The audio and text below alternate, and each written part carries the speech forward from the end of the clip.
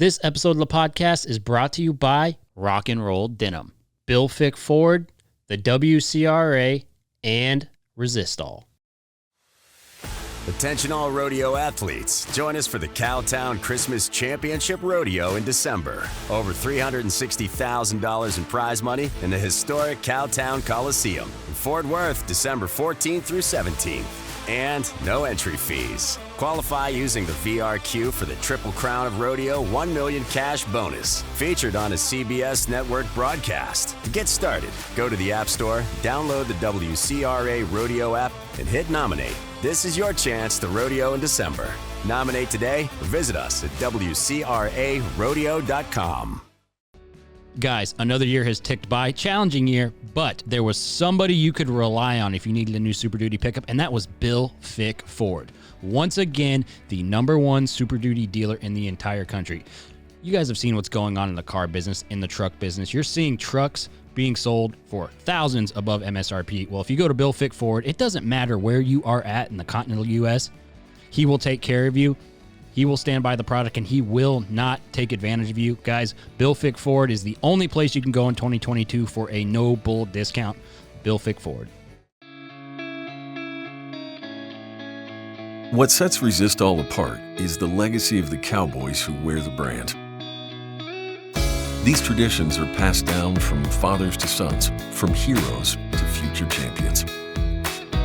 Since 1927, Resistol has been handcrafting the finest American-made cowboy hats. Generation after generation, we live it every day.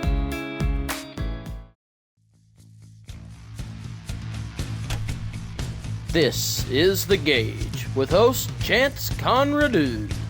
Are you freaking serious? It's Conrado. This is The Gauge, and I am Chance Conrado. On this episode of the podcast, we have got Alex Bowens. Alex is a pretty unique individual, and she's way more than just some chick who shoots arrows off of horses. She's into philosophy and art and, trains horses, and she's just one of those unique people who's not necessarily from the rodeo world, but yeah, it's a great podcast. Check it out. I don't want to be the one that ruins the nice, pretty table. No, you can't ruin it. If you look at the floor, the table is the floor. Oh, Same that's stuff. cool. Yeah, for that very reason. Mm-hmm. That's very pretty. Oh. Yeah, we had a show earlier, and I think the table was the topic of the first half of that episode, too. Do you want to do that again? Would that be No. helpful? No. Let's talk about the table. Well, if the table makes you comfortable, like it's got good texture, there's a star, No, I've heard people Go to your say, safe space. I don't like to hear myself. Oh, now I know what they're talking about.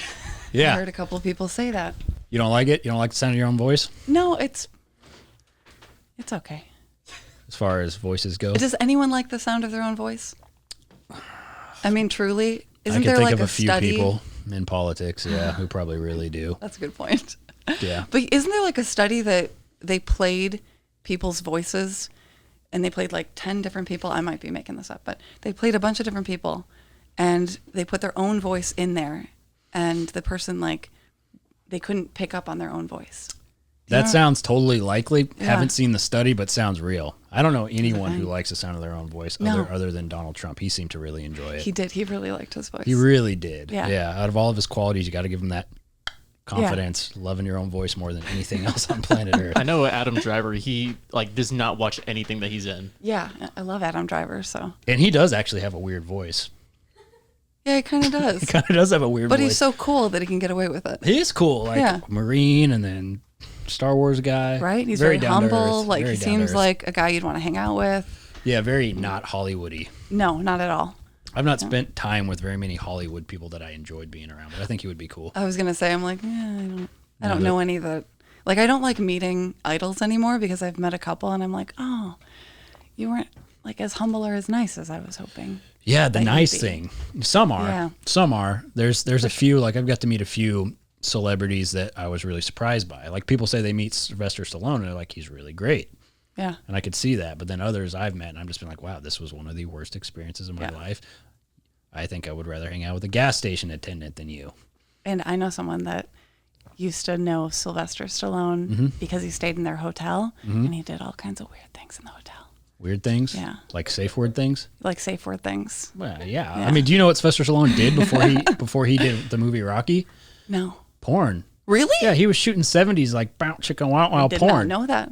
See, look, So, like I'm sure 2 that seconds in, I trends already with the learned hotel. something. Yeah. The hotel thing. I was like, really? Is that stuff involving a bathtub and messy? See, Bathtub people are strange. sounds cleaner than without a bathtub. I mean, at least you can get clean. Not in a how he bathtub. was doing it, man. No? No. Is this like a real thing, or is this like a Richard Gere with the this gerbil is- story? This is, I mean, I'm assuming it's a real thing. I trust the source. You do? Yeah. What's the story? Are we starting now? Oh, we've been going. Oh, no. Yeah, we've been going. Oh, we've been going. For we've the past been- I week. can't going. tell the story then. It's one of those I'm going to get in trouble if the person Who are you hears going to it. get in trouble with? There's no He governing pooped in the body. bathtub Oh, all the yeah, time. but That's just- weird. but like just kept doing it, I collecting. guess, yeah. Maybe he was testing. I hope he doesn't hear this fecal and get matter. mad. Because I also heard that he like sold his dog, and then once he got money from selling his script, he went and bought his dog. This is going to be full of like. Oh, so is you this need to Stallone fact check stuff from the this. 70s, like way back in the day, or post I'm one of the richest people in Hollywood? Post, I'm one of the richest people. But in not the Hollywood. dog selling, probably. Not the dog selling. The dog Yeah, that was selling during was Rocky, before. right? It was like you're gonna have to fact check basically everything I've said up until this point. We're not so gonna do that. You're not gonna do that. No, so everything's true. So I think he was the one, and someone on the internet will correct me, I'm sure, that sold his dog to like get food for himself, and then he's like, when I get money, I'm gonna come back and buy the dog back. At least that's like an urban legend. That's not a bad story. No, it's a great story. But I mean, Pooping how in the much? bathtub's not a good story. It's not great, but maybe you no. learned that from the dog. You never know. I mean, desperate All, times. all I know is how much money could you really get, like realistically get for a dog in the Yeah, early, that's true. especially in the early 70s? What are you going to get, $24 Yeah. with inflation? It's I like, know. I yeah, was going to maybe. say, like, a couple dollars, you could eat, a meal. And Yeah, yeah, not so bad today. It's like one drink at Starbucks, pretty much. yeah. That is true. I don't think you can get a drink at Starbucks for under $5. You No, put it's anything crazy. in it. Yeah. You can cheat and say no ice and then make like 3 different drinks. I've seen that on the internet. Wait, they charge you for the ice? Well, no, but if you get like let's say you get a tall and you have it with ice, it's only like that much drink. That's true. But if you get a one tall, shot of espresso. yeah, you get a takes tall, up too much space. yeah. And then, so I guess they are charging you for ice in a sense. But You do look like Buddy Holly. Promise again. He's a Weezer. I told him he looked like the guy from Weezer oh, with those glasses. that's a compliment though. He was a cool guy. Yeah, I thought I think yeah. that's a he's compliment. alive, right? He's not dead. I'm going to assume he's alive. You said was a cool guy. So either he's not Did I cool say now was? or he's dead. Yeah. Buddy Holly's been dead. Not Buddy Holly, the guy from Weezer. Weezer. I don't think he's dead. But she I don't was either. resembling Buddy Holly. he's That's the probably song. still cool. Woo-wee, you but look just like Buddy Holly. That's the Yeah. Weezer song. Yeah. Again, from high school, right? By the time Game of So- Thrones came out. you oddly look enough. more like Weezer than you look like Buddy Holly. To be fair, I can't think of what Buddy Holly looks like. I was hoping you would tell me because I have no idea. But you were going to roll with it like you did know if nothing was said. No, I was going to eventually come clean. That's a good I idea. don't. I don't. You don't seem hide like things pretty lying well. would be one of your strong, at least not with the way you entered the room. You seem Yeah, like lying would I work was for always you. taught that we will catch you if you lie. Like that was always a thing. I was like, oh, Whoever man. taught you that is right. though. Yeah. You never get away with it. No. I've tried so many times. No, me too. It doesn't work. I learned the hard way, and I like Child, as a kid. adult. If you lie, at some point, it's like some way it weasels back in. Yep. It's like shitting in a bathtub. Someone's going to find Someone's out. gonna know. Yeah, they will. And you don't want to be that person that's like, they lied about that. No, but if you did and they call you out and be like, yeah, I shit in the bathtub. So what?" Yeah, own it. Like it would actually be cooler if you did own it. Yeah. Oh my God, so many people have tuned out already. They're like, who is this chick talking about? Yeah, poop you in haven't a really tub? introduced yourself yet, but yeah, why don't you do that? Introduce yourself. I'm Buddy all of Holly. So that's what he looks like. Yeah. Do introduce yourself. Do introduce myself. Please do. Like the formal. Okay. Not formal, obviously, Okay. because we just got done talking about shitting in a bathtub, Yeah. selling your dogs, and Buddy Holly. So I That's don't true. imagine formal Before that, it was Game of introductions. Thrones. Like we gotta, we built up to the comfort Yeah, level. and then there's a couple insults thrown in there accidentally. Yeah. So anyway, I think we're off to a good start. I think so. Introductions. I'm Alex Bowens. I live in Arizona. I grew up in Chicago. I ride horses and I paint. And what did you do earlier? And I do some horseback archery as well. See, fun. it seemed like based on Instagram, the horseback archery was like the main thing for. I think it's the thing that gets the most attention because it's weird. But the main thing is probably kind of, I don't want to say boring, but it's training the horses. You do some ground archery a lot, but it's not every day jumping over fences, shooting your bow like the fairy tale that Instagram probably looks like. You know what I mean? Where it's like, oh, this is every day. Like we do a lot more training and stuff like that. But yeah.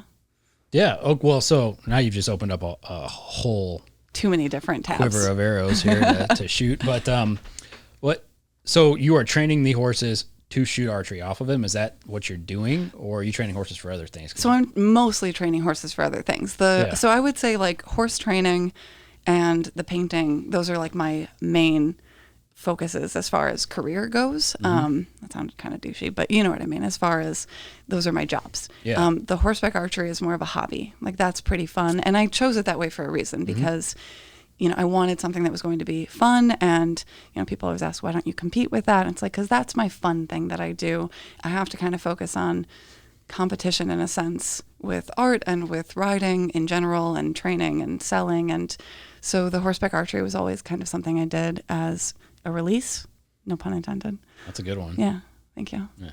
Okay. Well, so what do you, just because I am pretty ignorant to what you do, because I've been telling everybody, the girl, she shoots the arrows off the horses. She's coming out like, wow, that's going to be interesting. I was like, yeah, it's going to be real interesting. I think it's her whole entire existence. It's I'm all so she sorry cares I about. disappointed you. Now I have to go and I'm going to have to eat that lie, just like we said. But, Nah.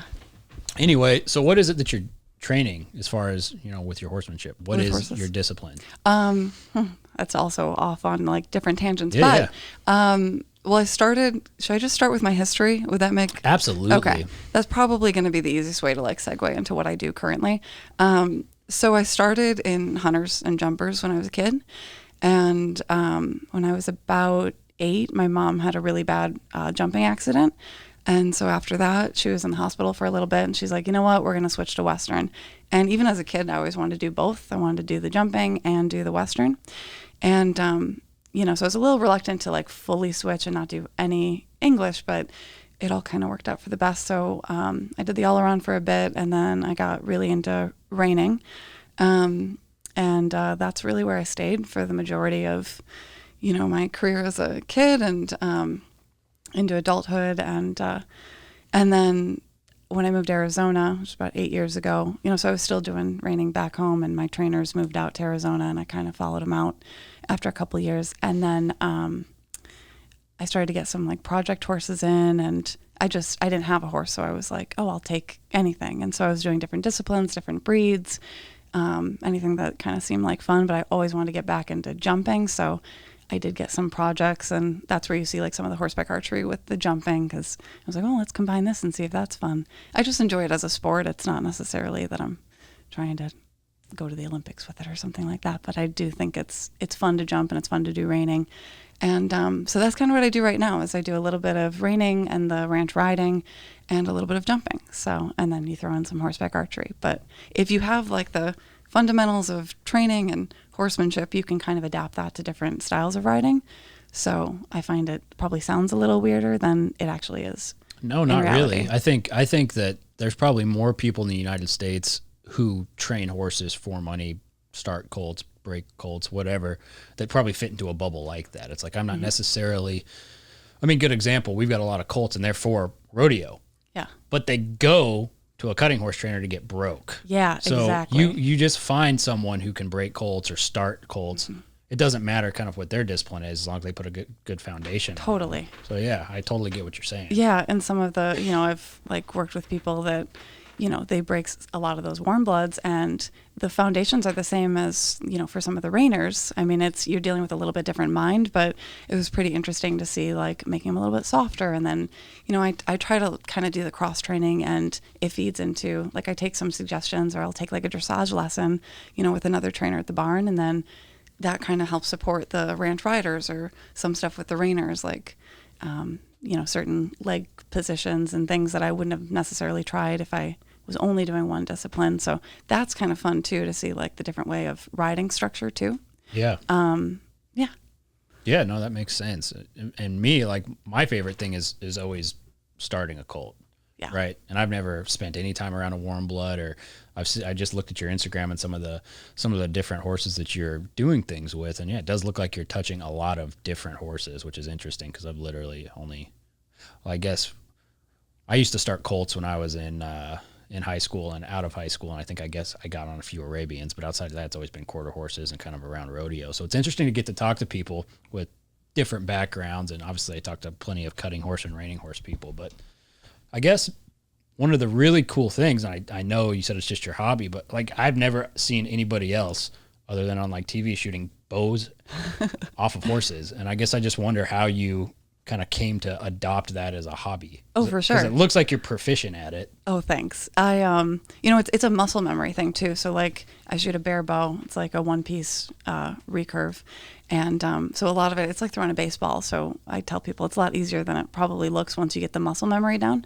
But the way I got into it is kind of funny. So before I moved to Arizona to kind of, I was finishing an atelier program for painting in Chicago. And so I would come out and visit the reining trainers that I grew up riding with, Dan and Wendy Huss.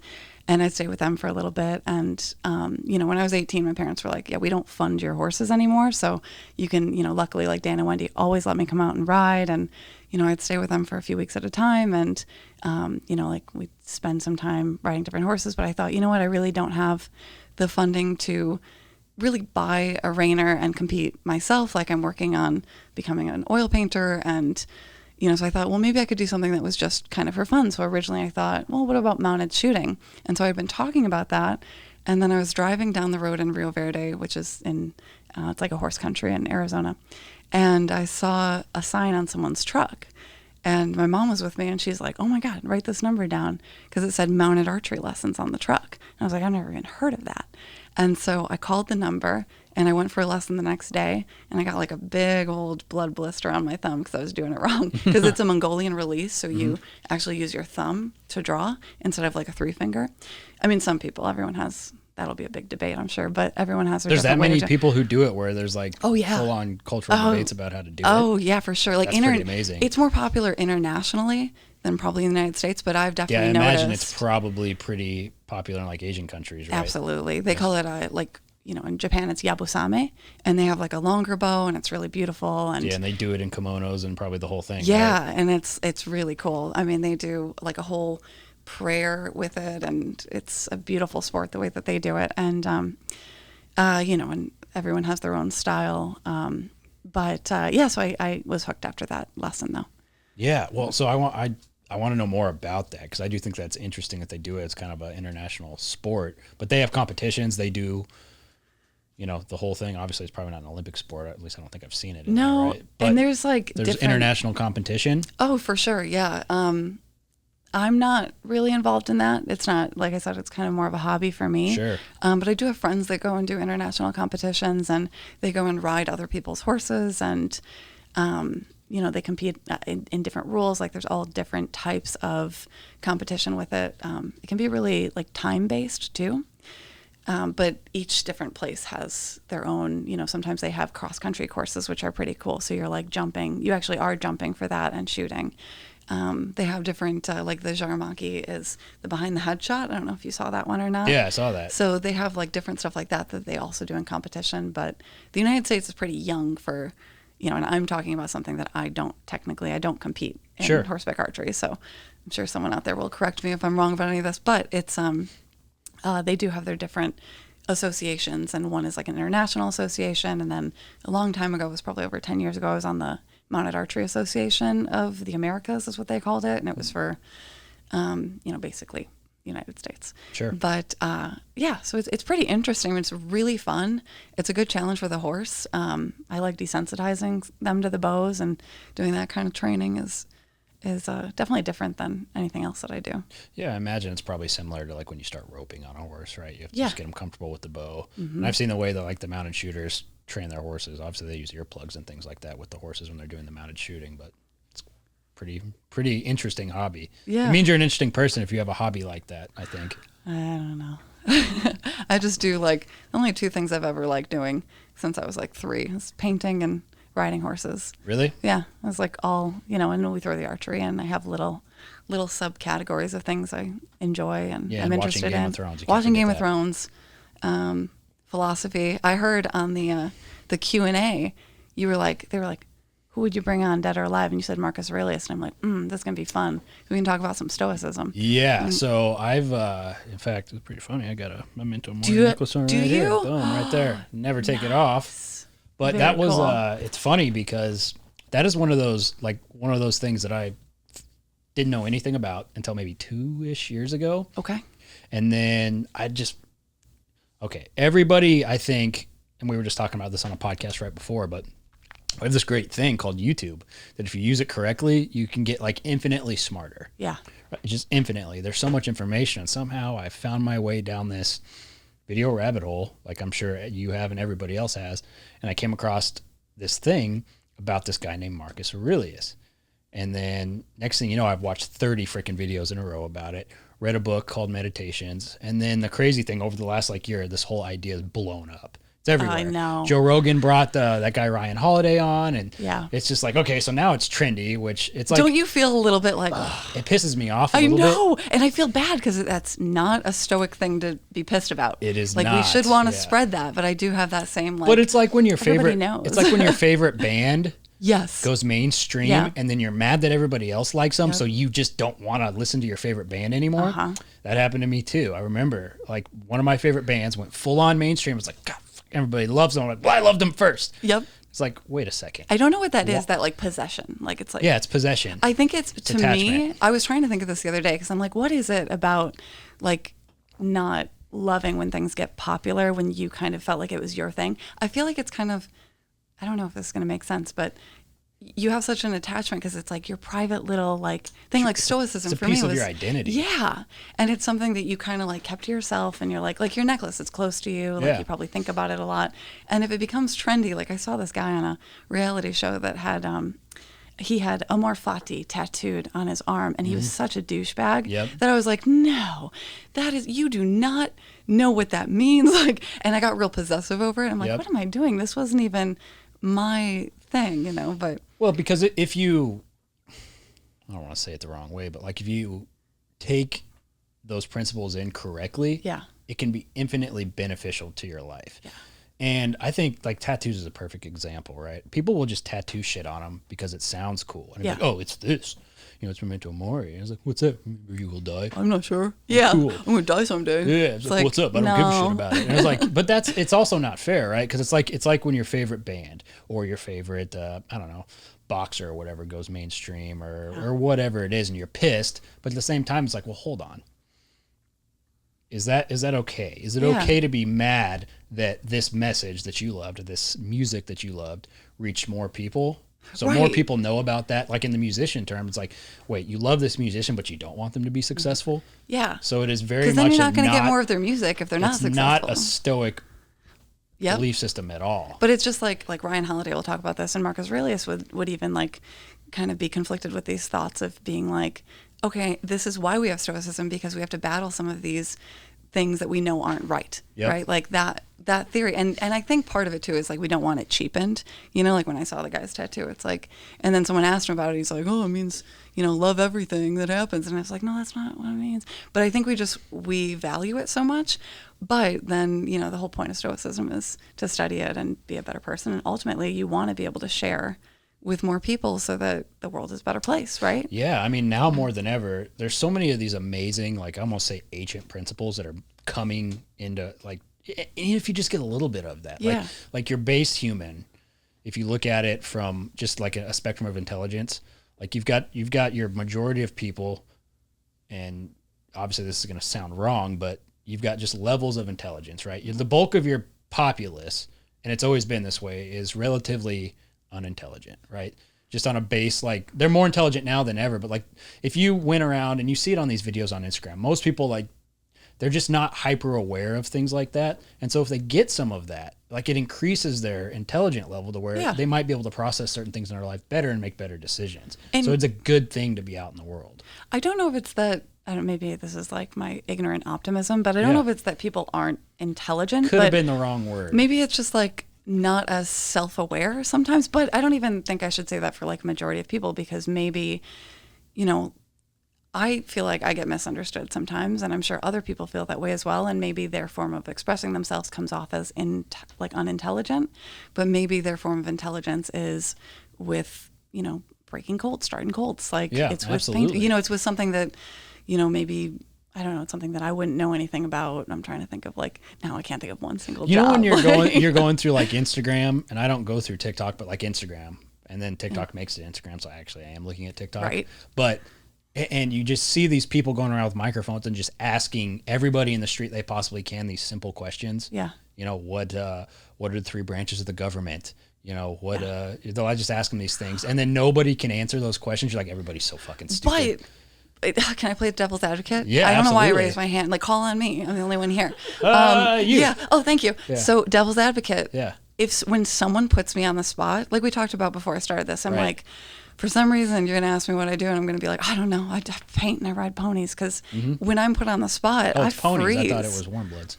Yeah, I just call them ponies because it's funny. But like I say, I'm a pony You're pretty petter. tall. It would look funny if you were on a pony. Oh, trust me, that is like one of the number one comments when people get angry at me on Instagram, because they're like, "You too tall to be reading those little horses." Like, they feel sorry for them, and I'm like, "They're 15 hands, and I'm only 5'10". I'm not a giant." But anyways, when people put me on the spot, I freeze a little bit. You know, you have certain horses like that too. I feel like that's the beauty of horses. They teach us about people, and you've got horses that are they freeze, or you have horses that run in fear. You know, and some horses just like step up to the challenge and nothing scares them. You know, That's the best part about owning horses, though, or breeding horses. And I think the breeding is like my number one favorite thing to do. Oh, really? Like, yeah, it is now.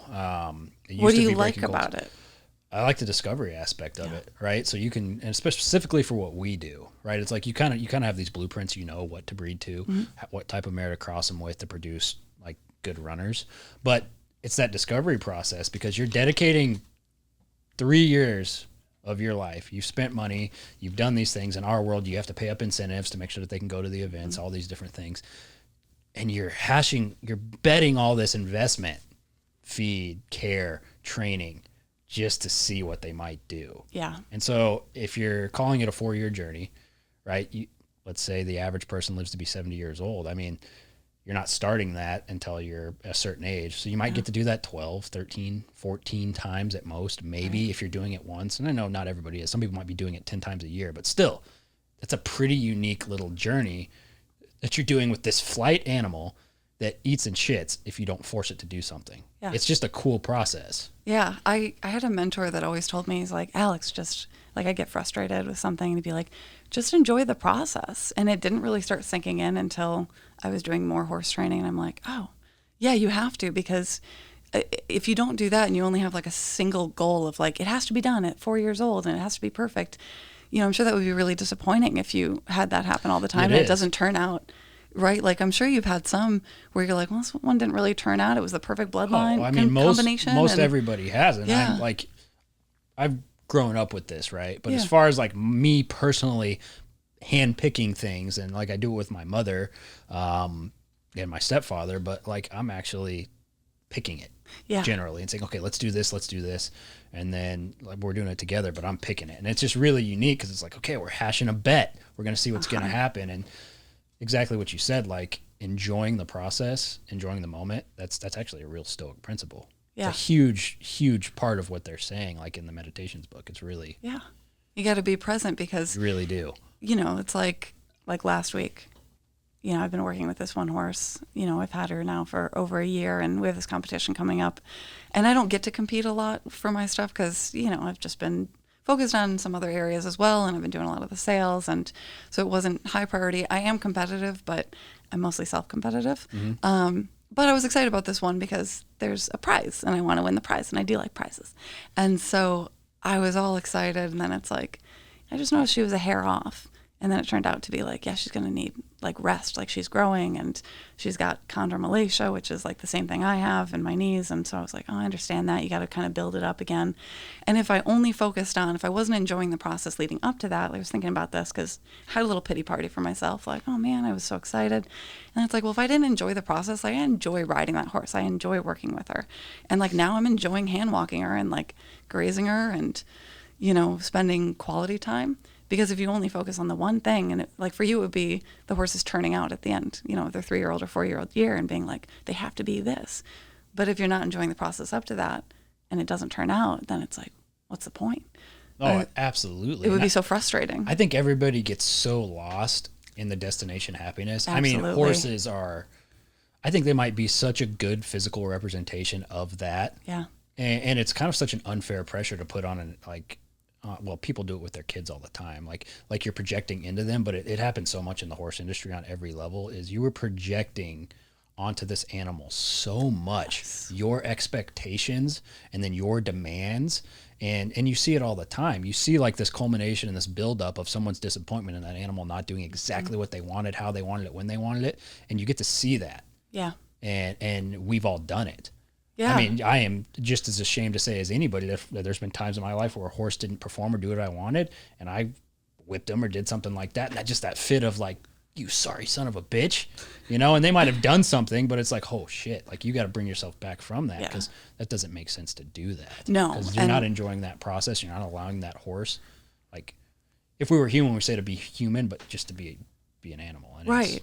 And like also really complex. With horses, especially young ones, it's like, you have to show them what you want. That's something that like Dan, I call him my mentor, but I've ridden with him for almost 20 years, Dan Huss. And he's always told me that too. He's like, you have to show them what you want. You can't just be like, expect it, and I feel like it is a good reflection. Like I tell everyone, get your kids into riding just because it teaches you empathy and patience, and you have to control your emotions because there are times you're frustrated. And like you said, it's not the horse's fault. And sometimes the horse isn't even meant for that job.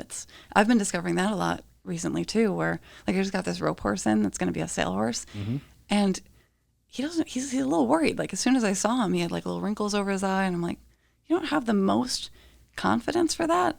But I have this lady at the barn who's doing like, lower level dressage. He's loving it. Like it's perfect for him. So sometimes you have to be adaptable too. Like it teaches you to be so adaptable because your plans change and it's a living, breathing animal, and they can't tell you how they feel. And it's fun, isn't it?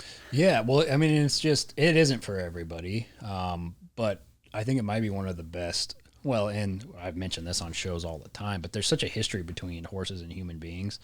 I mean, they are the number one reason that we have a developed world. Yeah. Truly. I mean, if you horseback archery, full circle. Well, absolutely. Like you go all the way back to Genghis Khan and the Mongols, and that was the number, like their cavalry and their archery from horseback actually changed warfare. For sure. It's unbelievable if you really look into the history of that stuff. And, the Roman centurions and all these different things, but it all revolved around horses and people. And it's fascinating. Yeah. Especially now that we use them to make us money and we use them for our pleasure and for our fun. And it's like, we don't need them to conquer other lands or to help develop our world anymore. Yeah. But they did get us there. They were our number one tool for a long time, just until the last century. Absolutely. And knowing all that, like you almost have to have a certain respect for a horse. Guys, rock and roll denim has absolutely changed the game when it comes to the performance and style in Western jeans. Top competitors like Shad, Tim O'Connell, Shelly Morgan, you name it. Your boy right here, we're all wearing rock and roll denim. Inside and outside of the arena, it gives you the flexibility you need to win, as well as looking absolutely great in your interviews, appearances, whatever it is you're doing. Even when you're just doing podcasts like me. I had a chance to go to Rock and Roll Denim's factory the other day and pick out all the pants I wanted. Here's the thing. I got to try on a bunch of their new jeans. I love the men's revolver jeans with the reflex stretch technology because they're comfy. They're not stiff like some of the other jeans. Go check them out at rockandrolldenim.com or follow Rock and Roll Denim on Facebook and Instagram for the newest trends in Western fashion. rockandrolldenim.com. And one of the things that I got away from is I didn't want to, like me personally, and if you listen to the show, people know this, but I didn't want to have to make money from horses because the way that I work mentally, at least at that time, my mental capacity couldn't handle that pressure. Yeah. So I wouldn't have done it correctly, and I would have punished horses if I did that. It's like Tiger King. I always say, like, did you see Tiger King? Yeah, I hate to say that I saw some of it. Oh, man, it was awful. But it reminded me of horse trainers because I'm like, so people many horse get trainers. Their self in, and that I felt the exact same way. Like, I've heard you say that, and that was honestly why, when people ask me that question, what do you do? And I'm like, oh, I have these two different jobs that sound like they're extremely different, but they actually complement each other. But what it does too is it allows me to not have to rely on one thing to make a decision. So if I don't want to do something, if I'm not comfortable with something, or if, let's say I don't feel the pressure to ever have to make a sale because I'm not going to just do that or lie about a horse just to get it sold because I don't need to do that. Even though I'm self-employed and I support myself fully. Like, I'm not relying on my parents whatsoever. Right. I have these multiple sources of income, and that way I can, because I always said, I was like, I'll never be a horse trainer for that exact same reason, because I didn't want it to corrupt me and the way that I think about horses and the way that I respect them, like you said, and all of that. But if you have like multiple streams of income, like now you've got the podcast, you've got the breeding, like now you could have some horses that you have as projects and sell. And you can actually enjoy them. Yeah. And for me, it's just, I got to see that, what that does. Like, and I knew what would happen to me. Yeah. I knew that I would crumble. I wouldn't be the person I was supposed to be. And I would probably make the wrong decisions. And a tough lesson, but walking away from it actually brought me back to it in the best way. And I've had a lot of people, either I've been on their shows or whatever, and even Clinton, who's like one of my mentors, like literally will call me at 6 a.m. just to run dumb shit by me. And it's really great to have those people, but he'd be like, you're really bitter on horse training. And I was like, actually not on horse training, on what it would have done to me. And I being able to explain that is, I think it's okay if you leave it, go do something else. If you're not 100% confident that you can do it correctly, like if you ever sell a horse under false pretenses, or you ever, it is unbelievable what people will do to sell horses. Even owners will do. They won't pay the commission to the person who sold the horse, or the person selling the horse will lie about the selling amount. Like the amount of just fuckery that happens in horse, because then it's not about the fucking horse. It has nothing to do with the horse. No. And you can spot those people from a mile away. They don't give a shit about the horse. It's all about money. Well, cool. If it's all about money, go get money somewhere else. There's easier places to get it. Exactly. Stop fucking with these horses. Yeah, and it kind of seems like it spirals. And that happened to us, like my family, when I was younger with a trainer. This is like way long time ago. And they did that. We found out that they took a much larger commission than, they said that the horse was priced as something, and they basically doubled it and took that commission. And so, like when I got into sales and when I got into training, I always was like, no, I'm not like actually a trainer or a seller, because those are like, in my mind, dirty words. Because it's like, horse trader, bad a dirty reputation word and all that. And yeah, until I was like 21 years old, I had one skill: ride colts, train horses. And that was a terrifying proposition for me, because I saw every conceivable way, and it's really prominent in our area, but it is everywhere. But in the Western horse world, it's real prominent. I think in some of the English type disciplines, it seems to be in certain areas it might be a little cleaner maybe, but I also am ignorant a little bit. It could be the same. I think it's the same. And I don't even know, like, this is something I've talked about with other people too. And like, I don't even know if it's just our industry and it's just not regulated properly enough, or there's no real regulations with sales. It's too handshaky. Yeah, exactly. Or is that, I don't know, like we wonder, does it happen in other industries as well? How many people do you know that got the horse before they sent the wire? The money wire, the money transfer. Oh, luckily. So, I see I that all the don't time. do anything like that. Not so you, but no, I you've mean, like, seen I that, haven't right? like had to deal with that, but I've heard of stories like that. Yeah, there's a million of them. If Riley was up here, I'm sure she's probably just shaking her head up and down. Yeah. But there's so many people who have taken horses under the money, the checks in the mail, and everybody's just like, okay, shake hands. Yeah, It's like, no, there's contracts, there's fail safes, there's this horse does not leave. Yes. But it would be the same thing. It's like, I'm not taking that horse. Yeah. Or I'm not doing anything until you are paid. Our contract is fulfilled. The horse is vet checked. Everything's as it was supposed to be. Absolutely. But when things are unregulated, it allows so much room for dishonesty. And it's like, so when people ask me, man, you sure are bitter on the horse? It's like, no, I'm not. I'm actually bitter on humans. Yeah. I'm bitter on Yes. people. And that So when you true. give people this opening and this open space, what they always do, not always, but what they do is they try to take advantage. And there's like too many people get taken advantage of the horse industry, and I just don't like that. Same. I feel the exact same way. And that's like, I avoided the whole horse trainer thing, and I still don't even feel like I'm quite at that level, because I look at my mentor, like I look at Dan, I look at Wendy, and like the knowledge they have. Every time I ride with them, I learn something new, and I constantly call them, like how you said Clinton calls you, like they're the people I call all the time for questions. And so I'm like, I don't even feel comfortable putting that like horse trainer label on, but it also just because it's gotten a bad reputation too of being a little bit shady or being, a little dishonest. But I think if like people are starting out though, and I've tried to tell this to like the younger assistants and stuff at the barn, that like if you can kind of have different streams like I was talking about, that kind of keeps people honest, because then they're doing it for the right reasons. They're doing it because they want to do it. Yep. It's easier said than done.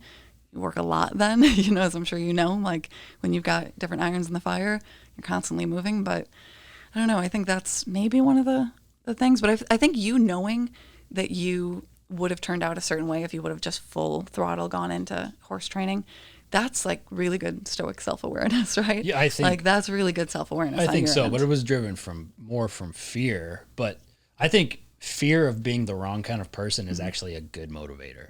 That's you know what? That's a good point. Like, hey, I know what my weaknesses are, and I know that if I feed my weaknesses,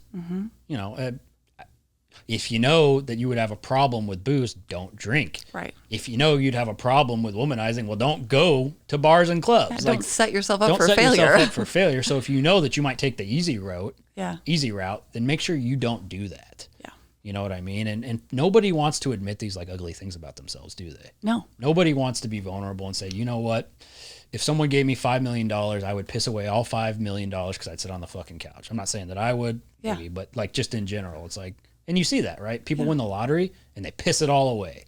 Yeah. So as soon as someone's presented with like the easy thing, they usually turn out to be the wrong version of themselves. And my parents are totally going to love this, but a lot of my friends I was very fortunate growing up. They I had one horse, but when it got hurt, we didn't get another horse. It was, we rehab it, and it got hurt at the World Show, and it got hurt before Young Riders. I had to borrow somebody else's horse. And, so it wasn't like I just, free, willy-nilly had whatever I wanted. But I was very fortunate to be in a training program. But when I turned 18, it was like, we're selling your horse, like, unless you want to pay for it. And at that time I was ignorant. I was like, what? And I was bitter about it for a long time. Like, I was like, I could be so good if only they would financially support me to, buy a horse again. And I was looking at my friends. That is what happens in the horse industry. Yeah, exactly. But, looking back on it now, it's exactly what you said. Like, I think recognizing about myself that maybe, I think I still would have worked hard, but I don't know. I think it would have been, it wouldn't have been as good. I would not have learned as much because I had to, when they did that, I was so desperate to ride that I would ride anything after that. When I took on projects, they were way above my experience level, and they taught me so much. Like, that was education in itself. But if not for them doing that, I think I would have probably just had nice horses, and then you're not actually learning how to train. The best horse I ever had was the worst horse I ever had, because he was so difficult and he was so strong and he could not understand certain concepts, and I had to get really creative. And I think of him all the time because it's made me better for the next horse, and like lead changes. This thing could not get a lead change to save its life. And it took a long time and experimenting, and finally we got it. And it's like the most rewarding feeling, which I imagine would be like, and nothing against people that are supported either. I know there are people like that. They work their tail off.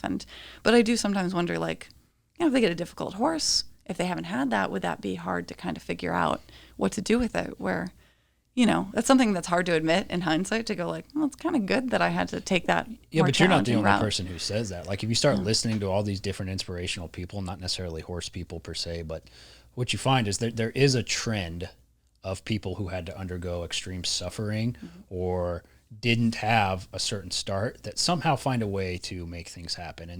And some people who have the whole world behind them do rise to the occasion and they do make it work. And I mean, I know these people. But they're not everybody. In fact, they're the minority. Yeah.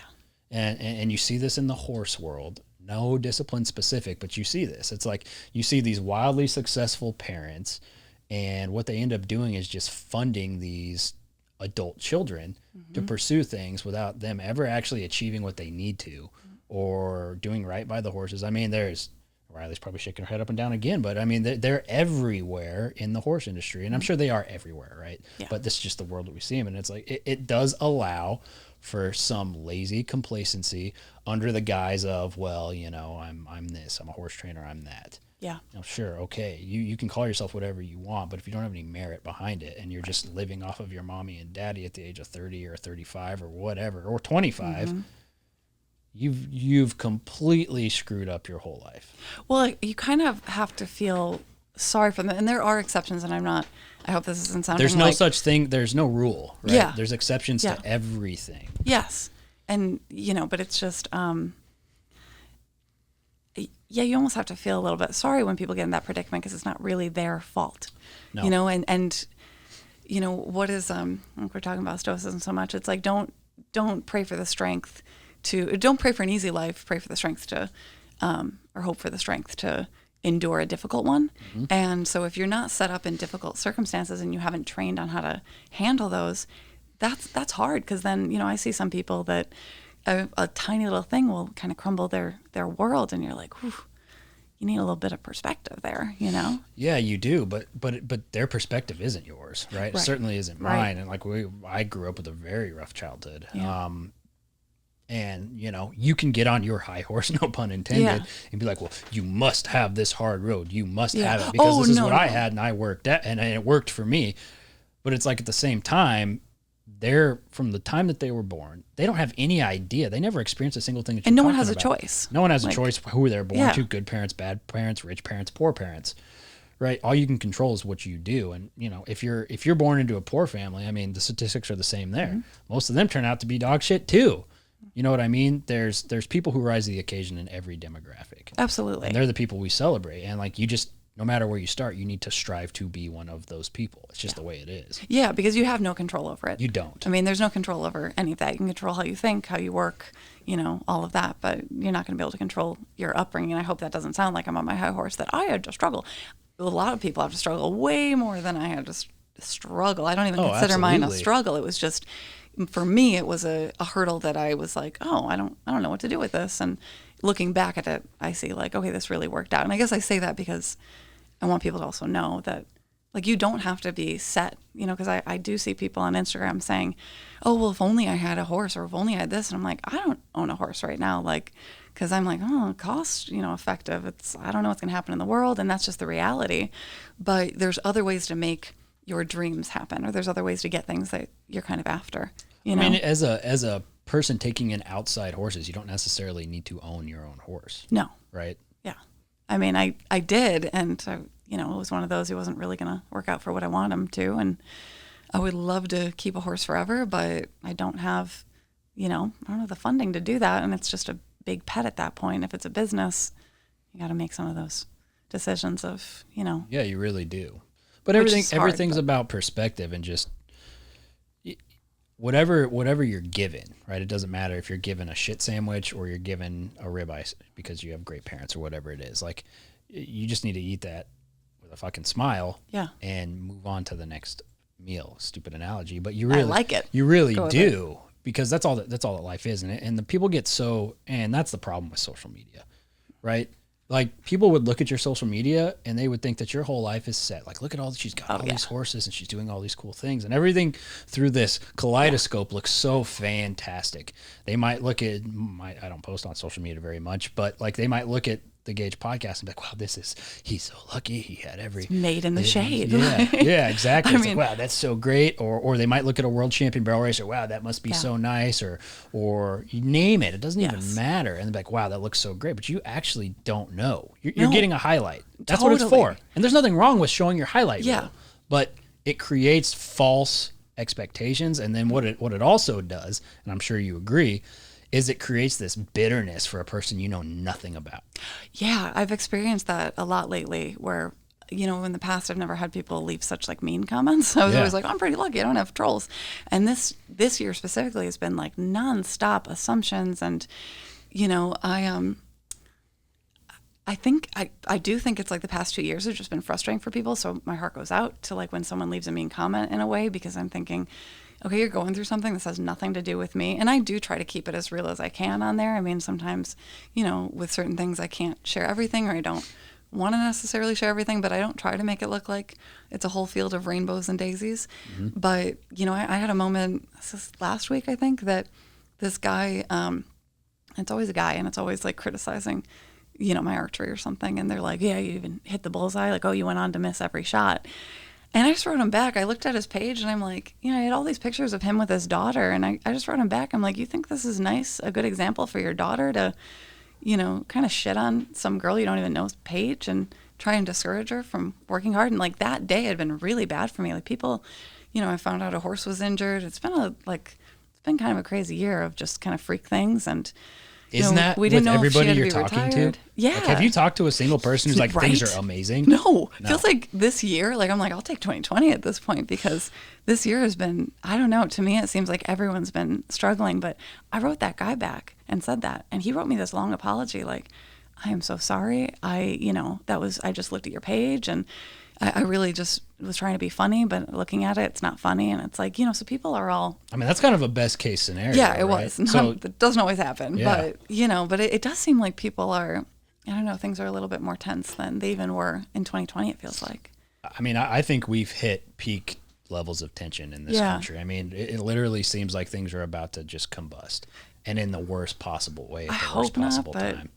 Yeah. I hope not too. I mean, I really hope not. And like, the more people I talk to, if more people would say, I don't think so, I would feel better, but no one says, I don't think so. Everyone's kind of in the same boat, being like, yeah, I've heard a lot of people, going through it right now too. And yeah, all we can do is like be nice to each other though. And as cheesy and like, that's kumbaya the as that sounds. I think that's the key. And like, I normally would never be the kind of person who would say stuff like that. But over the last couple of years, like my whole personality, it just shows how much people change. Yeah. Right. My whole personality, way I approach things, and I don't know if it's the same for you, but it's completely changed. Like almost every aspect of my personality has softened, and like I've gained so much compassion for people that I previously didn't have. That I even though it sucked, it's been horrible. There's been a lot of loss and things like that, and it's like everybody's going through it right now. But a lot of loss and financial loss and just adversity that sucks. But like I'm really happy for it. Yeah, because everything ebbs and flows, right? Like, when you're going through hard times, you learn the most from that. You're going through really good times, and you might not learn as much about yourself or really grow as much. But I think a lot of people have grown. And if for better and worse, and sometimes, maybe they're going through it right now and they're going to kind of go back on the upswing. But I went through that same thing. I mean, before 2020, I was like, I never took a day off. I had never, I'd been with my partner for years, and we had never spent like a weekend together because I was always working. And like 2020 hit and we spent like a day together. I was like, well, this is nice. And it kind of made me realize like it didn't soften as far as, I think I've always kind of been empathetic, towards people. And just because I don't know, I guess I had some like bullies in high school and stuff. And so it made me always kind of like have compassion for other people. But as far as the whole balance thing, that really shifted for me a couple of years ago. I was like, I kind of want more balance. Like I was going after these goals, and I was realizing like what I was talking about earlier, I was more focused on probably the end result than the process. And it was like, oh, that really sunk in a couple of years ago to be like, you got to enjoy the moment and be really present in it. Otherwise, what's the point? Because you don't know what's going to happen. We don't know what's going to happen tomorrow or the next day. No, I mean, now more than ever, I think nobody has any idea what to expect or what's coming. But you said you had bullies in high school? I did. They call you the weird horse girl? Is that what it was? No, actually. It's a really common thing with all these horse girls. Yeah. They're always the weird horse girl. I mean, I probably was the weird horse girl, to be honest, because nobody else rode in school. But yeah, it was so bad that I had to actually be switched out of classes. Really? Yeah, they were really terrible to me. Specific I've never people? talked about this in public, but yeah, no, specific people. I don't need to give them the satisfaction of naming their names, but they were really bad. And I forgot their names. Yeah. Right? Yeah. Well, Who honestly, the fuck are they? And who cares at this point too? And maybe they were going through something. Maybe Usually they regret seems it. like that. That's what happened. Yeah, and they could have been going through something I have no idea about, but they lashed out pretty bad, and I'm not afraid of confrontation. So and not in a bad way. I'm not coming at them with fists, but I just went, why don't you like me? What's the problem here? What did I do? And they said to me, nothing. I just don't like you. And that was the best, being bullied in high school was the best lesson for me, because one, I got really focused on horses and the things that mattered. And, it was just I just dove into hey, you know what? You can focus on your own thing and you don't have to worry about that. And I can't control it. But right? you stood up for yourself. I did. But it also taught me that some people are just not going to like you. And I see that all the time. And now I can accept that and not try and make people like me. Because it's no matter what you do, you just have to be yourself. This is turning into so kumbaya. Be yourself. Be nice to everybody. But it's true. You have to kind of stay true to yourself and try to be a good person. And then some people are just not going to like that. And that's okay. And same with social media. Some people are going to see the archery videos and think that I suck at archery, and that's okay. They don't have to think I'm good at archery. They don't have to think I'm a good horseback rider. They can think I'm too tall to be on horses. All these comments. But Yeah, I mean, it is so interesting because I had similar issues. They just didn't last very long. Did you for get me. bullied? No. Not successfully. Okay. Because I was a very violent kid. Like, not successfully, but for some reason, like, my sisters and I all got targeted for some reason. Not successfully, because it was one of those things, like, and unfortunately got me thrown out of school quite a few times. But, like, if you tried to bully me, you were going to get attacked. Yeah. You know what I mean? Physically. Yeah. Which I regret because I was very violent. See, and I'm envious of that because guys can do that. They can work it out physically and it's like over. And so can girls. It's just not over. yeah, and I'm saying this, I don't like when people say, like, I don't like girls. Like, I really like girls. I have a lot of nice girlfriends.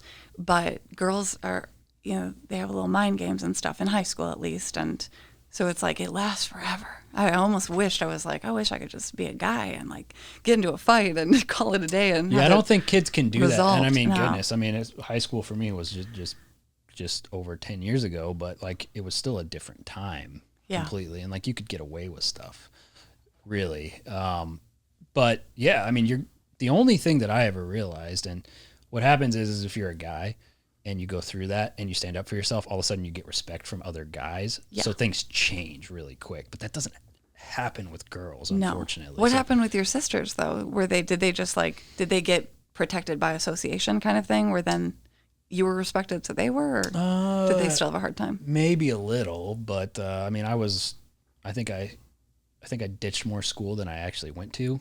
Nice. Like my net amount of school would be less at school than at school. That was me, but I was just at competitions and stuff. Yeah, no, mine was like, yeah, I'm supposed to be here, but I'm not gonna. Yeah.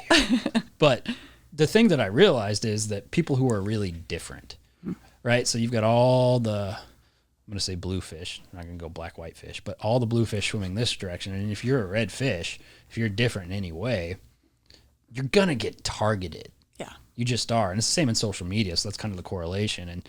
And if you look different, you act different, you carry yourself different, you're just going to get targeted. Yeah. And it is such a blessing to get targeted. Like, now I think about it, you're so lucky if you get targeted. Explain. This is just how I feel from my experience, because getting targeted gives you this amazing opportunity on conflict management and how to process that adversity that you're going to get from being disliked or being put in a situation where you are forced to stand up for yourself or your principles is so valuable. Absolutely. And a lot of kids just don't have that now. Like, kids are getting bullied left and right, but most of it's cyberbullying. It's like all on. Yeah, it's online. And online, there's no freaking way to defend yourself. And you can't see, like, and same for the bullies. Like, they can't even learn from it and there's see someone's no reaction. Punishment. There's no penalty Right. to it. But if you are targeted, at least in the area that I was, it was such an opportunity because I had all these, like, kind of emotional issues that nobody knew about till I was, like, 20 some years old. And but I always stood my ground, always. And so did my sisters, especially my one. She was like a freaking wild mongoose. She was all bark and still is, no bite. And but she still always stood her ground. And if you can do that in your formative years as somebody like, if kids could learn how to defend themselves, not rely on anybody else, no safe spaces, no coddling, like if I cornered Ty, if we were 14-year-old kids and I cornered Ty and started saying all these things about him Ty. and he knocked my ass flat, you know what I'm not going to do tomorrow? I'm not going to say a goddamn word to Ty. You know what Ty's going to get out of that experience other than a suspension? Oh, yeah. Is self-respect and self-reliance. And like, I'm not saying go out there and punch your bullies to any kid. I'm not saying that. What I'm saying is that principle of standing up for yourself, recognizing that there's nobody else you can rely on but you in those situations, translates into your adult life. Yeah, because you were seeing a direct consequence to your action. Yeah. Whereas on social media right now, people don't see a consequence to their action. You don't have to face anybody down. You don't have to be called out. You don't have to be. And sometimes, and I try to approach it with as much empathy as I can. Sometimes you're like, wow, you're just an angry elf, But a lot of times they can't see. They're just getting a high from like an interaction, and you don't know if. A lot of it's learned behaviors. Like, yeah. Like if you look at some of the statistics on bullies specifically, what you find out is a huge proponent of them, a giant portion of them come from abusive homes. Right. Where there's substance abuse, alcohol abuse, or some type of in-home violence, whether that be against the spouse, the mother, the father, whatever, or against that child themselves. And so like if you have kids, what you realize is they're sponges, right? So I've got 2 kids, and one of the best things that ever happened in me, and I'm pretty young to have kids, but I knocked my girlfriend up, now my wife up. Best thing that ever happened to me, period, ever. Because, again, another opportunity to rise to the occasion and make things work. But what you learn is everything you do, like I picked on what is my oldest son all the time. I always picked on him, always roughhousing, like doing the whole like listening to Jordan Peterson too much, where like you have to roughhouse with your kids all the time, and like just did that. And so now what he does to his little brother is every single thing I do to him or have done to him. They absorb that. Yeah. So, and none of it's negative, right? Yeah. Like he'll play with them, it'll let him knock him down, and like it's Right, all like positive. beating the crap out of him or something. No, nothing violent. Yeah, nothing like overly violent. But like they are, they're little wrestling, sponges. wrestling them, and they're like letting them wrestle with you, or like just goofing around. And then he does that with his little brother, and then as a consequence, his little brother does it back, and it's like it creates this. That's a net positive, right? In that setting. But if your dad is beating your ass, right, and you have nowhere to go with those emotions, like you do have to have a lot of empathy for the bully. Yeah, you do. Because they're a tortured soul, it seems, in almost every scenario. And you know, and like you said, like perfect example of like something happened that could have been like a negative, right? Like you knocked your girlfriend up. But now look at all the positive that's come out of that. She's your wife, you have these beautiful kids. It's a choice, though. Yeah, it's a choice. And that's the same thing like for the bullies. Like if they're just doing it online, they're not seeing the direct response, so they're not actually learning from human behavior. So I feel like, you know, I don't know that I don't even know where we're going with that necessarily, but it's kind of like they can choose to then go a different direction. If they see that they say something mean to someone and it creates, you know, they make the person cry, let's say, that negative experience can maybe change their life for the better, and they can, you know, decide I never want to make someone feel like that again. Yeah. You know? Yeah, or it has the opposite effect and they feel powerful. Oh, that's why standing up to the bully is so important, because sometimes, what's up? You have something to say? Oh, no. I was going to let you finish, but I was going to say when people interact on the internet, it's completely different than they would even a voice to voice. It doesn't have to be face to face. Just physically talking to someone, they will act completely different than they would have, say, in a tweet or a Twitter thread, 1 to 2. Just like that kind of online difference is dramatic. Yeah. Yeah, it is.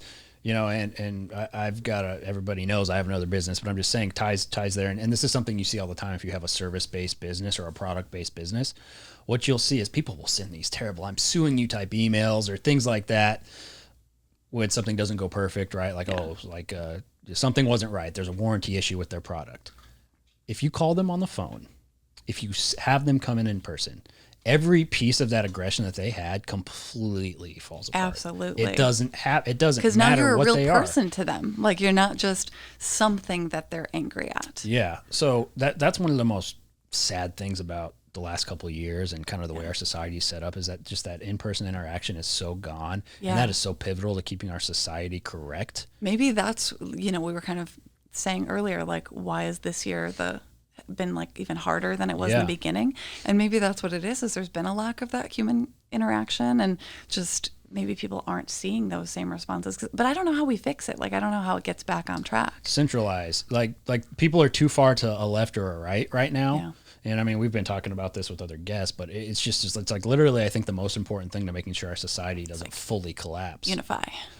We just have to find some middle ground. And the fact that the powers that be have more or less tried to outlaw discourse is kind of what's happened, right?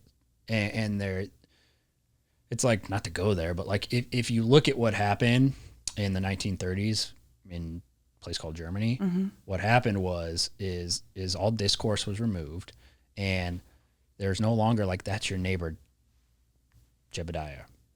Whoever. I'm trying to think of a Jewish name. Anyway, it doesn't matter. You know, that's your neighbor. That's your friend. That's the guy you buy your bread from. It's like you remove the face. Yes. You have the armband. It's like that is the enemy. So now you no longer are looking at a person. You're looking at an enemy, and that's what's happening here. And it's not just on the left or the right. It's like there's so much sensationalization. That might not be a word. It sounds like a word. That is a word. Yeah, it's a word. It's a good word. Yeah. It's a big word. No, but like it's a good word. You see it it's not even political. It goes between like fandoms, like if Absolutely. Game of That's Thrones. what I was thinking too. I'm Sports. like, I try How to many stay out of times are politics, you but- flipping through like Barstool and you see some freaking dude get knocked out at a Yankees game? Or like, did you really just get in a fist fight over baseball? Yes. And it's funny too because in the past few years, escalations at sporting events has risen. Where See? you're It's seeing a supporting lot that of people theory. Tension is misbehave. at a high point right now, and Yeah. that's why it's so scary. Is because you just start filling that pot with water, boiling water, and eventually it spills over. And we have thousands of years of history that you have to do research on your own because you're not going to be taught it by your school right now. But whenever those boiling points happen, something bad happens, and we're seeing bad happen. Crime is at an all-time high. Carjackings around the frickin' world. Right? Crime can't be at an all-time high. You mean for what all-time? Well, not like across the world, but here in the United States, carjackings are at the highest point they've ever been, right? Really? Yeah, carjackings in places like Detroit, Chicago, Minneapolis, one of the worst places. But we on have to planet make Earth this right now, but- positive because Yeah. we're getting down like a It doom is. hole right now. Oh, we haven't got to the positive. We're getting there. I did find a funny stat the other Yeah. day. What major city do you think has the least amount of like carjackings or car thefts? City, like major city? Yes, major city. Would it be Phoenix? No. I I was hoping. It's New York City. What? Funny enough. Oh, Well, you yeah, want to that know makes why? sense Because no because one the least amount of drives. people have Yeah, I know. cars. And then Bakersfield, California has the most in the country. Oh, No, man. Bakersfield is a shithole. Oh, though. it is. Yeah, it's a cesspool. But you see Sorry, family these still lives there. these places where people have hit those lows, and Yeah. the majority of people committing carjackings are people under the age of 18. Really? Yeah. Well, that's like, so my partner's a firefighter, and he just ran on someone. They stole a car and then hit an Uber and killed the people in the Uber. And it's like, and they were children, basically. It was really sad, but I don't know if we should include that or not in this. But Yeah.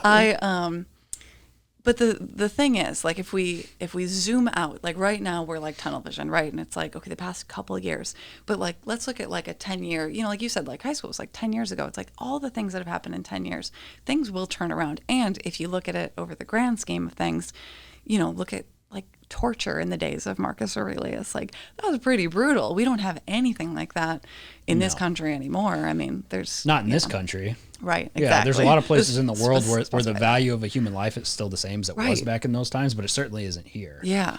We just got to get like, I don't know, people to have maybe a more positive outlook, or like you said, come together a little bit better. What we need to do is find a way to quit rewarding people for the sensationalization that's going on. We need to quit rewarding people right, left, wherever. Like this whole like misleading clickbait thing and Yes. and the news just trying to turn people on each other. If we found a way to remove the rewards from doing that, I think it would help a lot. Well, it's basically like, I think I'm going to butcher it probably, but you like Joe Rogan and you listened to the one with Ryan Holiday where he was talking about, did you read the one book, Trust Me, I'm Lying? About media manipulation and marketing. It's fantastic, but it's also terrifying because what he basically created a monster that he didn't mean to create in a sense.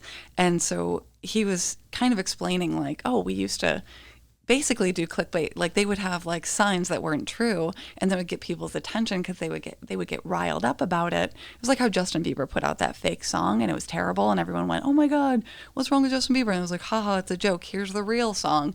But it gets people riled up a little bit. And that's what journalists are doing right now because if they're getting paid per click, which is what people are getting paid for, right? Like it's all Absolutely. So what's going to motivate them to put out the facts or to put out something that's a little scary that you're going to go, oh, I need to read that right now. Well, and it brings us full circle, right? Because if you make things too easy for people, they're gonna sleep on their morals. Yeah. And that's where we're at. We're like morality is an all-time low. Mm-hmm. And the thing is because of the way that these things freaking work, like attention spans are at all-time low. So people are only reading the clickbait headline. They're not even reading the article anymore. And so they're taking that and then they're spewing that to whoever will listen to them as fact.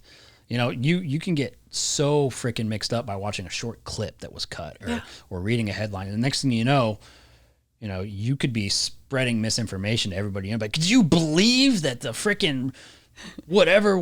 It's like a crazy game of telephone then. Yeah, and then but that's what's happening. Yeah. And it's like so so-and-so people- tells the next person, then it gets altered, and then the next person. And It's just crazy. Yeah. But it kind of brings us full circle. yeah.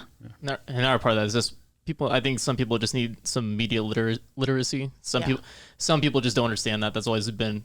Now, growing up and wanting to be a journalist and all that, I've learned all that stuff. But just being media literate would solve so many issues in this country, especially with clickbait. But my number one advice: if you see an article, probably read it or like at least skim it before you share it. Read the whole thing. Yeah, and then fact check if what you read is right. I don't ever get on Facebook because it's full, and it's not just young people that are the problem. There's a whole group of our parents and grandparents' generation. They might be the worst. I'd say some of those are my biggest trolls. Oh my God, they literally they don't think, they just share. Like, don't think, share, don't think, share, and you're like, you don't even know what you're sharing. Luckily, I think Facebook punishes people who do that. Like, they don't get as much attention anymore. But like, some of the shit and the propaganda and the weird crap that old people will share on Facebook, I'm like, this is just such a weird place. We're just like in the Wild West right now. Like there's no real there's no history of dealing with social media and dealing with the internet to this extent and how accessible it is. And, and it's like, what do we do? I think everyone's a little we're doing like, it. We're going fucking We're just nuts. going to see. We're the guinea pigs. Yeah, we're the total guinea pigs in the Wild West. Yeah, but so are the people who created it. They don't really know the effects of what they've created. Right. Yeah. And like we all know that they created it for like good intentions of this actually is being able to communicate with each other simultaneously on each side of different countries, different parts of the world. But then having all that information out there causes some issues. Yeah. And you have to take there's going to be good and bad with everything, right? And so there is a lot of good that comes through it. I mean, like we got connected, and absolutely, that's one of the things that's like I can shit on social media all day, but then it's like, hey, it's provided a lot of cool connections, and I've met really nice people. It really has, and it gives you a way to at least get a look into someone's life and see if you do want to have a connection with them or not. And then it gives you a way to connect to them. Yeah. It's like, if you go back 100 years, you live in freaking Phoenix, Arizona. I live in Texas. Like, we would never in a million years ever know or meet at all, unless you were some wildly famous person that we saw on one of those picture screens. Picture screen. Yeah, you'd just be no way Buddy to know. Holly. Exactly. Yeah. Buddy Holly.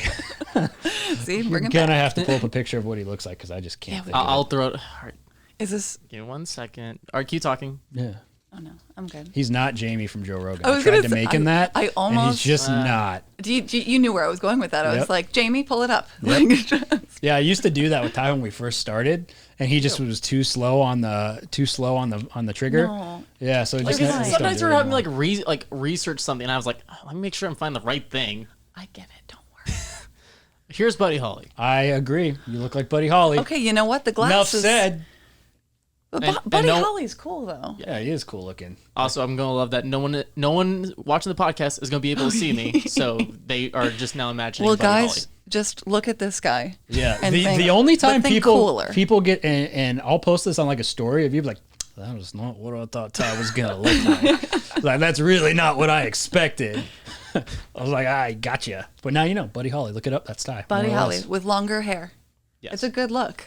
Yeah, it was a good look. Yeah, and he just stared dressing like a professional man like 3 hours ago. So what were you he's usually in like gym short, like looking like he rolled out of bed. But lately, he has been buttoned down, good pants. Like, he's really stepped it up. I gotta give dress for the job you want. Credit. Part of this was because I absolutely hate polos, and I hate that you make me wear them at complete trailers.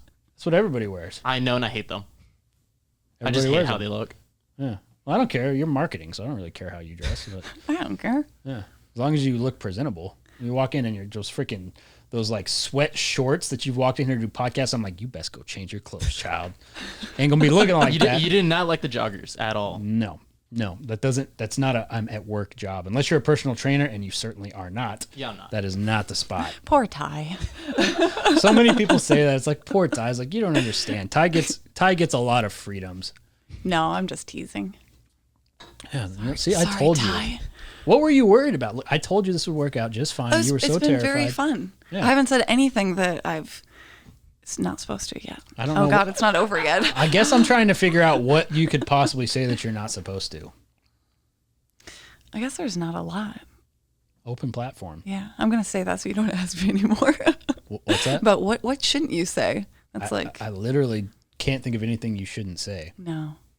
Just customer stories and stuff. Oh, I'd love to hear some of those. I mean, oh, you would love you've to seen hear like some of those. the most viral I think the Clinton Anderson podcasts are one of the most viral things that's ever like been produced in the Western world. Yeah. Like if you just look It's at the numbers fantastic. and how like the word of mouth spread of that is I've just never seen anything But like it. here's the difference. Clinton is retired and I am not. So when he is, said and things, he- I may have been nodding my head along with him and I was like, I can't say He that. is and he isn't, because he's literally still traveling as a clinician, and now he's doing consultation, and it's like he's like been reinvigorated to do a bunch of different things. He even said it himself. He gets this like get out of jail free card for some reason. Mm-hmm. And I think it's like the accent and that he's a dude. I don't think I can get away with that personally. But maybe one day I can share some. Just start faking an accent. You got this. Which one should I fake? You have to you go have to- Australian. You have to go Australian. Oh, it's gonna sound cheesy though. I think that's like Not the only one I can't Australian. do. You should do something really unique, like Hungarian or something like that. I am Hungarian. Well, boom, there you go. And I don't even know how to do the accent. I don't know what they Well, sound I was like. gonna say Australian because you get away with just cussing as much as you want. Well, I know that my grandma always said bullshmeki, and I know that's a swear word, but I don't know which one it is. I'm gonna say bullshit probably. Yeah, right. Bullshmeki. I think that was it. Any Hungarian people can correct us on that. Sounds like the word bullshit to me. Yeah. Can you look that up, Ty? How do are you so spell slow it? on that I keyboard. have no idea. I'd have to. B-O-S-H. Spelling is supposed to be a strong female trait. Where are we at with that one? Well, I'm spelling, but I have to use my fake keyboard. Oh, That's what I'm doing. I'm typing it. But it's also a different language, man. Like, I don't know how All to right, spell. so this is bullshit Hungarian. Is it? No. This is. Okay, it didn't work. Oh, I was going to say, did you say it? Hold on. I got. You're trying to make it speak? The What computer? parts are we editing out of this? There we go. 0 parts. Are you kidding? Well, have you say you listen to the show? Does it ever seem like it's edited to you? No, I just- The only thing that gets edited out is if there's like a dead space where we take a bathroom break. Oh. Okay, here it is. I always wondered because I hear you talk about editing stuff out. So I'm like, what gets edited out? Literally nothing. Dead space. Like if we were to sit here and like, Became 10% more nervous. I guess that depends on how were you 0% nervous? Now you're 10%. That's really not that bad. Well, yeah, I started, when I walked in at like 99% because I'm like, what are we going to talk about? There's been, I have 4 different lives. I don't know where we're going to dive into, and I'm like a preparer. As I So told far, Riley you've in the talked car, about horses and art and then- mostly philosophy. and philosophy. So those are your 3 lives. What's the 4th? Yeah. That's the part I can't tell you. No, I'm kidding. There's probably no 4th. Probably only 3. Yeah, probably just that I'm a dork. I would agree, probably. Yeah. Because the first thing you said before even introducing yourself, you like Game of Thrones? Yeah, I did. Yeah. I did. Yeah. I was like, Did you watch "Do Game of Thrones?" Do you watch Game of I Thrones? was like, hi, I'm Chance, Game of Thrones. Yeah, I was like, we were Okay. just talking about Game of Thrones. Yeah. Yeah, that's I the think real we could me. be friends if you like, if you like Game of Thrones. And like that I brought a whole backpack full of like books that like, I don't know how I thought I was going to read that many books in a 1-day trip, but like How that's many what's in books? my bag. Well, there's my Kindle and then there's like a real book and then there's a journal because I write all the time. And then I had so that's probably my 4th life. It's just that I'm a little dorky.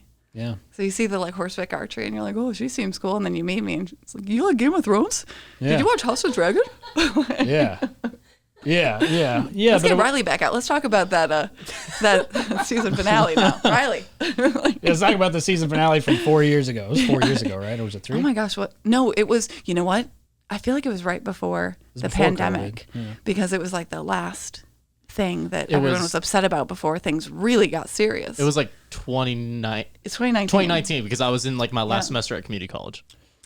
It would be really nice to be upset about TV. That's what I was thinking. Like, I remember when the pandemic hit, I was like, remember when people were so upset about television? Like, we didn't know how good we had it. I know. It doesn't feel like we can ever get back to that, no matter how No, good we the TV can. shows are. We can. Yeah. It'll be a blur, I think. Totally. All right, I'm gonna do this since someone's irritated that I haven't played this clip yet. Go ahead. Hülyeség.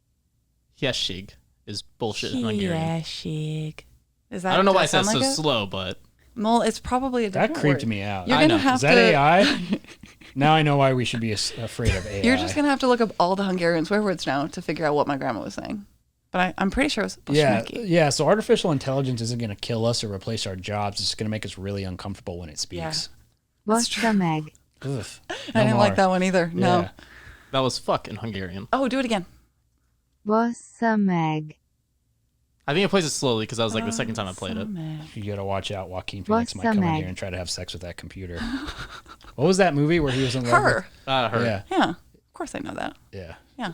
I don't know why that just came to me. Yeah, lock the door. He's going to come try to have Oh, sex with that computer. Speaking of Joaquin Phoenix, you know what I was just watching 2 nights ago?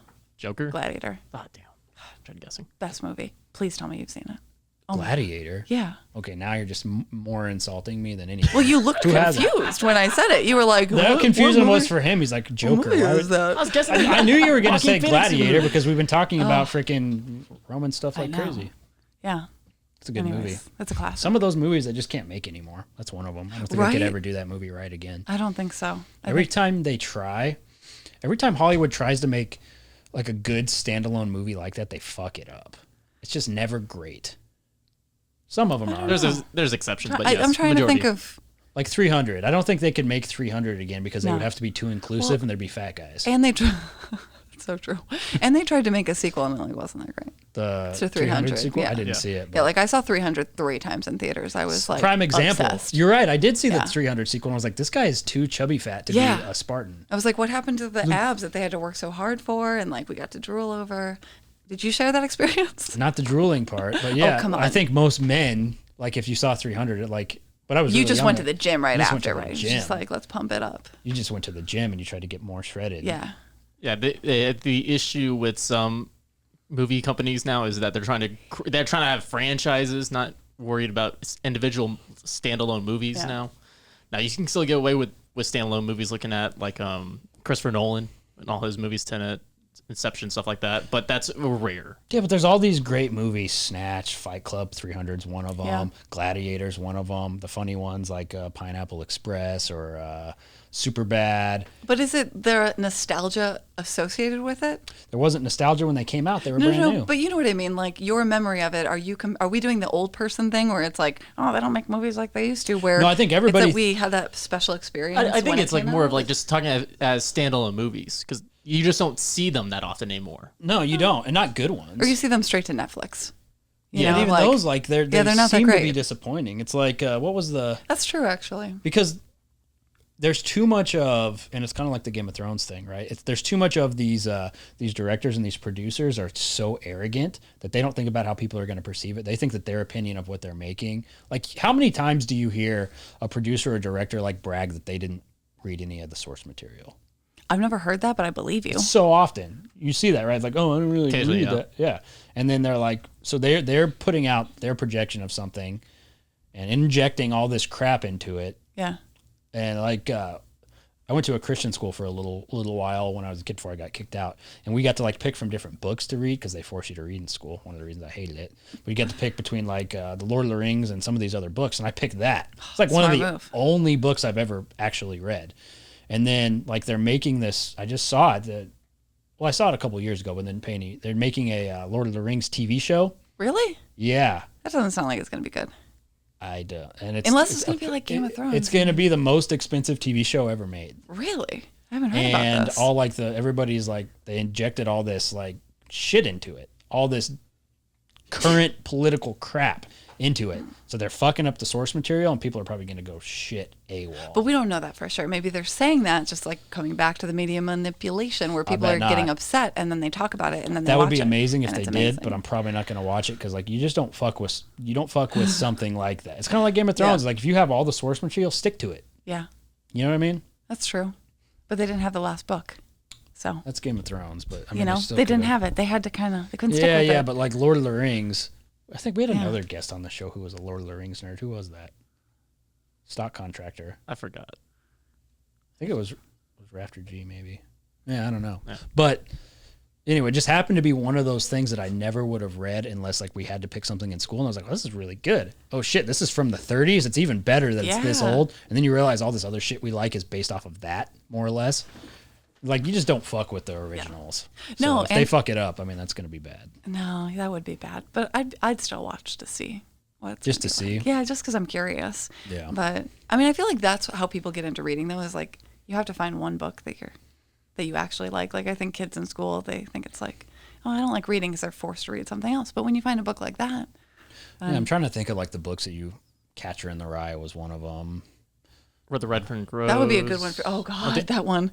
Of Mice and Nice so for the going into heart. high school of Mice and Men. Of Mice and Men. Men. Uh, Oh, Great Steinbeck. Gatsby. Anything by Steinbeck. Johnny Got His Gun. Never read that one. Yeah, I never read that one either. I think they removed that from school. Right we did after me. a handful of like Shakespeare plays. Johnny yeah. Got His Gun was such a weird book. fantastic. He's like, he got his arms and legs blown off, but the nurse feels bad for him, so she has sex with him. You're reading this in high school. I She has definitely sex didn't with read him. this. Yeah, you would have remembered it. Like, she has sex with him without any arms or legs because she feels bad for him, and he's like blown off in war, and it's just like, I just don't Your understand high how to school read teacher this. was having you read about pity sex? That's just so strange. Yeah. Bizarre. I've never read that one. Remember- Although, and a lot Strange. of the ones you named, like they weren't required reading in school, but I read them after, and Yeah. I wish I didn't. I mean, I wish they would have been required. I remember in high school we watched Romeo plus Juliet for Romeo and Juliet, with the one with the Leonardo yeah, one. where it's like modern day, but they're still speaking in the ancient English tone. Yeah. Yeah, that one never made sense to me. It was so weird. That was freshman year for me. Riley's like, I don't know what these people are talking about. I was homeschooled. By the way, Riley's Riley face, said sorry, it was Kristen Vold that was also interested in Game of Thrones. Yeah. I think a lot of people are. Riley's Wait, our what? Jamie. No, never mind. Star Riley's Wars. our Jamie. Yeah. She's fact checking. Jamie, Joe Rogan. Oh my God, you have to split your salary with Riley now. Now she's getting a piece of everybody's income. Yeah, that's bad. I mean, you just got beat out by Riley. She was homeschooled. We don't even know like if that's even true. She could be not schooled. I feel like a lot of people are going the homeschool route, though. I mean, I don't. Oh, have I don't kids, blame 'em. intend. Yeah, right. The way that like the current education system's going, it's like if you're scared because you've got these people telling you that you don't have any rights over your own children. It's just insane. And it's also just like I don't know. The structure of it seems like Riley. Did you enjoy it? What? Did you enjoy homeschooling? That was Yeah. the most Said, uncomfortable. Parties were out of this world. Yeah. Yeah. I begged my parents to homeschool me, and they were like, "Oh, it's way too much work." Was that pre or post bullying incidents? It was. I think it was a little bit pre, but I think there was some there was some bullying, and I was just a little naive, because I would wear like different stuff. I would just, I'd wear my boots to school, and I didn't grow up in, a Western town. I grew up in the suburbs of Chicago. I mean, it wasn't exactly horse country right there, and I just did different stuff. So I think sometimes when people were being nice, I may have been like, oh, but they were actually kind of being jerks. But Oh, I so wanted. you didn't understand sarcasm. No, I didn't. What do you mean? No, I'm kidding. No, no, it was, I'm talking like 5th and 6th grade. Oh, I mean, sure. I was a kid, but I begged because I wanted to go to more horse shows. I wanted to do more competitions. I wanted to ride 24/7, and I got a good schedule. I mean, they let me go to half day of school and then train with Dan in the afternoons, and so it all worked out. But yeah, I begged. I was like, I want to be homeschooled to be so much more efficient. I'm like the queen of efficiency. Like. That's a good tactic. I would have done that whole tactic, but thing is, I wouldn't have delivered on the work part. I wouldn't have done it. So You would have just been like, I'm going to go to the barn. yeah, Yeah. Yeah. That's pretty much what I wanted. I was like, I'll do a little bit of work, but yeah. I would have must never wanna given up public school though. no? No. Why? Socialization, like getting to be around. Like other even as a kids. kid, you thought that?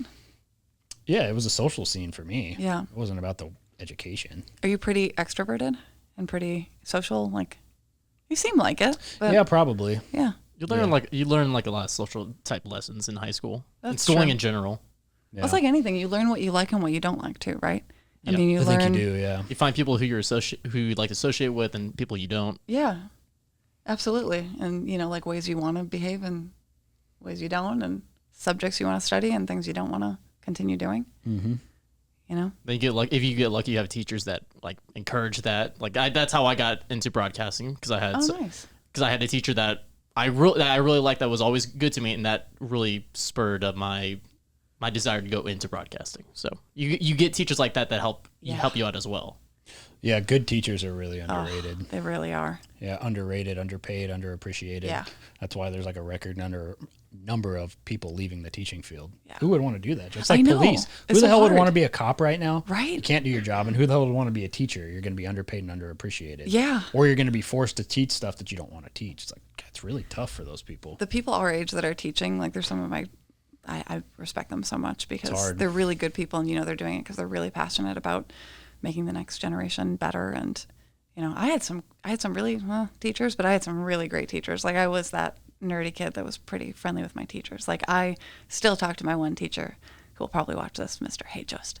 Every Sunday he checks in. I was like, Really? just making sure you're good. Yeah, he was That's cool. awesome. He was my autos teacher. It was a class that I got switched into after the whole bullying incident, and he was really cool. We worked on like art projects and stuff, but just a good guy. Like you could tell he loved what he was doing and loved helping kids and teaching, and taught me a lot about not getting taken advantage of when you bring your car in. Yeah. How to do things yourself and change your own oil and Right. And then it was stuff that I never, like you said, stuff that I never knew I would be able to do if I wouldn't have, But now I feel like Riley's going to feel left out. I'm sorry, Riley. I'm sorry. We also think there's benefits to homeschooling. Like we would be able to ride more. And the only teacher I had was hooked on phonics. Sorry, Riley. I still want to be homeschooled if that helps, but My favorite field trip was when my mom took me to McDonald's. Riley, it's okay. We can talk about Game of Thrones in the car. Yeah, exactly. No, Riley went to college, so she homeschooled and then went to college, and Nice. she got to experience both worlds. Best of both She worlds. probably got a better education homeschooling anyway. So Yeah, truly. we're all just teasing you because we're jealous. Yeah, it's true. Can't go backwards. No. She got to go to, what did you say, Riley? All the horse shows. You got to go? See, that's all I wanted, so. See? Mom, Daddy listening? That's what we should have done. Yeah, yeah, be like the Chowns. Yeah. Well, What else? I don't know. So many other things. So But I many think random topics.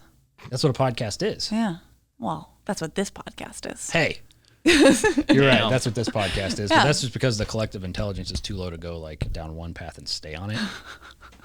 We have. Are you insulting me inadvertently right there? No, I'm actually insulting myself. I did bounce around a lot, but I feel like we covered good things, hopefully.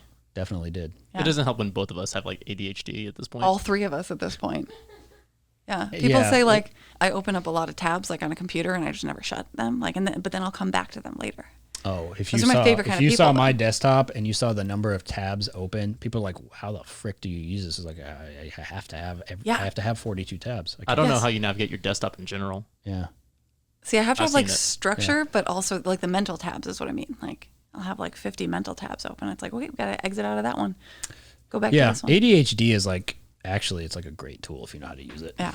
Do you actually have ADHD? I have no idea. We'll see.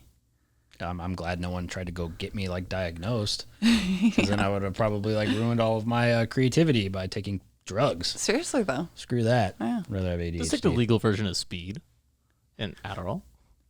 It's a I haven't terrible idea. Tried it, so I don't know. Destroy your but dopamine receptors so you never process like joy the right way ever again. That would be sad. I was, because I have ADD, I was on it throughout like middle school and high school. I was severely underweight for a while. Oh, did it make you really Because anxious? it takes away your appetite. Oh, interesting. I wouldn't have thought of that. That wouldn't have worked for me. You would have just pushed through? No, that would have been terrible. Oh. Yeah. Not eating and then withering away. That would have been rough. Yeah, whatever confidence I had would have been gone without like muscle mass. That would have been bad. Without bulking. Yeah, without the bulk. Oh, that's funny. Well, Alex, I think we had a really great podcast. I'm really glad you came. Thank you. This was fun. Thanks for having me. Yeah. I appreciate it. Yeah. Now you don't have to be scared if someone else asks you to do a podcast. Well, no, it was just because I didn't know what we were going to talk about. You know, the camera could still And see we didn't that. talk about anything. I know, right? You like that I tried to hide, though. But we didn't talk about anything that I thought we were going to talk about, which is actually really fun. I'm glad we did this. No one's ever said that before here. No one's ever like, this went exactly like I thought. Yeah, I think that's the reaction to every single person who's ever walked in the studio. That's not what I was This expecting. is not what I thought was going to happen. Yeah. Cool. I like it. Authenticity. What's up? Yeah. All right. For real. Thanks, guys. Appreciate it.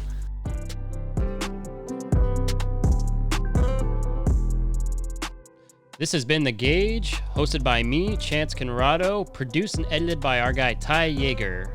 Shout out to the executive producers Dustin Pointer and Cody Denton. Marketing and content produced by Riley Chone.